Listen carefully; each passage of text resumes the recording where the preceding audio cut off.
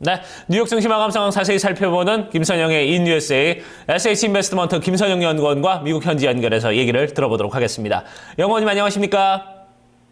예, 안녕하십니까. 김선영입니다. 네, 자 뉴욕 3대 증시 모두 다 상승세로 마감을 했습니다. 아무래도 좀 연말 쇼핑 시즌에 따른 어떤 상승세 거기에 따른 또 여러 가지 좀 연말 랠리가 좀 크게 좀 작용을 한 것 같습니다. 어떻습니까? 예, 연말 랠리가 이어지면서 지난 금요일 뉴욕 증시는 다우지수와 S&P 500이 또다시 사상 최고치를 경신하는 등 3대 지수가 모두 상승 마감됐습니다.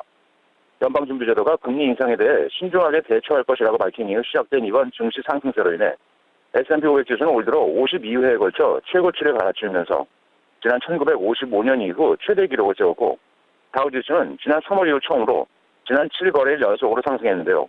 국제 원유 가격 하락으로 인해 소비가 증가하면서 미국 경제의 확장 속도가 더욱 가파라질 것이라는 기대감이 커진 데다 중국 중앙은행인 인민은행이 예대율을 인하해 총 1조 5천억 위안 규모의 유동성을 공급한다는 뉴스로 중국 증시가 2.7% 급등하는 등 내년도 중국 경제에 대한 낙관론에 힘이 실린 것도 금요일에 증시 상승을 이끌었습니다.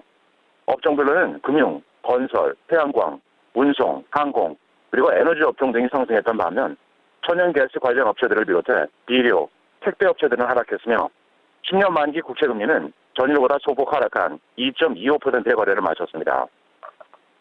자, 그뿐만 아니라 좀 증시 이슈와 특징 종목들 좀 살펴볼 텐데요. 한 주 동안 좀 미국에서는 뭐 펀드의 사상 최대 규모가 유입이 됐다는 그런 소식이 들리고 있습니다.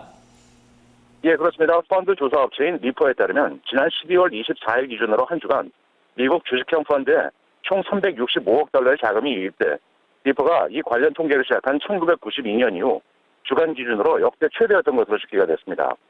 부문별로는 개인 투자자들의 자금 유입으로 인해 뮤추얼 펀드에 128억 달러, 기관 투자자들의 자금 유입을 보여주는 상장 지수 펀드인 ETF에는 237억 달러가 유입돼 뮤추얼 펀드로는 2000년 3월 이후 ETF로는 2008년 3월 이후 최대 액수였으며 반면 미국 외 주식형 펀드에서는 25억 달러가 유치될 것으로 집계가 되었습니다. 한편 올 한 해 S&P 500 지수는 연초 대비 13% 이상의 상승세를 보이고 있는 상태며 지난 2011년 보합세를 제외하고는 2008년 폭락 이후 6년 연속의 상승세를 지속하고 있는 상황입니다. 지난 금요일 주요 종목들입니다.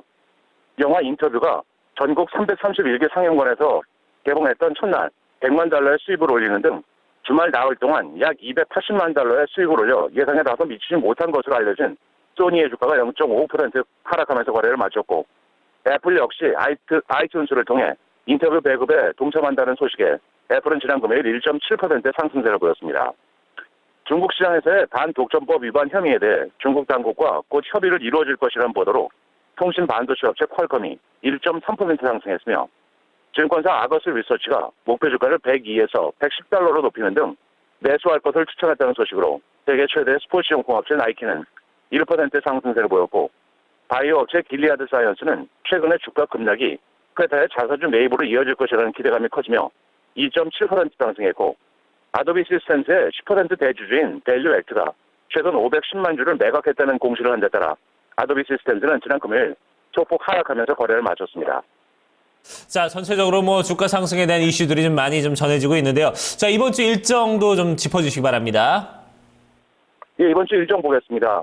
12월 30일 컨퍼런스 보드의 12월 소비자 신뢰 지수를 시작으로 케이스 실로와 S&P의 20개 10월 대도시 주택가격 지수가 발표되고 12월 31일에는 11월의 잠정 주택 판매, 주간 실업수당 청구 건수, 12월 시카고 PMI, 주간 몰개지 신청 건수, 주간 원유, 그리고 주간 천연 가스 재고 등이 발표되며 1월 2일에는 12월 ISM 제조업 지수와 11월 건설 지출이 발표될 예정입니다. 12월 31일은 정규장으로 계속 뉴욕 증시는 열리며 1월 1일은 휴장할 예정입니다. 자, 연말에 좀 계속해서 좀 미국 증시 좀 좋은 흐름이 이어가고 있는데요. 어떻습니까? 러시아에 대한 리스크는 조금 좀 잠잠해진 듯한 느낌도 있는 것 같은데 현지에서는 어떻습니까? 그렇습니다. 아무래도 가장 중요한 것이 그 원유 가격이 일단 안정이 된 데다 루블화 가치가 급락세가 멈추면서 일단 금융시장에서는 안정감을 찾은 것으로 일단은 분석을 하는 그런 양상입니다. 알겠습니다. 오늘도 좋은 말씀 감사합니다. 네, 고맙습니다. 네, 자 이렇게 해서 미국 현지 연결해서 저희가 뉴욕 증시 마감 상황 살펴봤습니다.